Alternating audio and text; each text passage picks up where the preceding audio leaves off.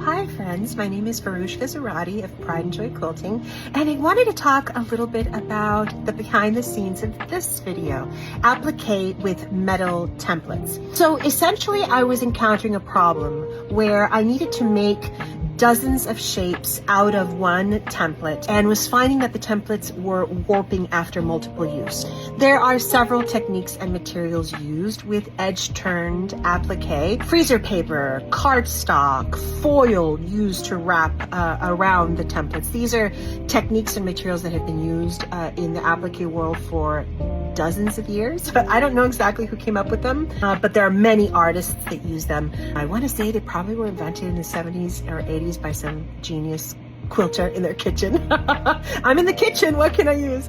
So these are great materials. The problem I was encountering, however, is that when trying to make a shape dozens of times, my templates would warp. So I thought, well, is there an alternate material that I can use? I mean, cardstock holds up pretty well, so does freezer paper if you're only making one or two reiterations of that shape, but after a while it will warp, especially if you're using starch around the edges. And so it had to be something I had at home. So acrylic would be great, but it melts. Silicone would be great, but I have to make it at home. Wood, probably not. I don't have that at home. And so I thought, well, would a soda can work? Pulled out a soda can, cut it up, and it worked well, but it wasn't as thick as I wanted. So that's when I ordered this 0.02 aluminum sheet metal, and it worked fantastic.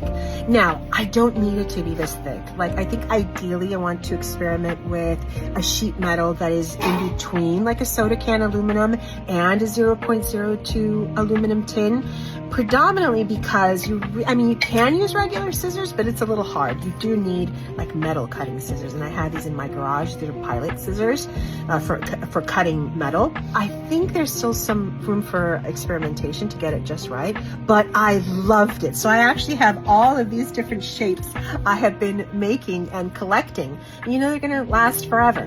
One of the unexpected benefits of using metal was that it conducts the heat, so it'll actually heat up the template from within.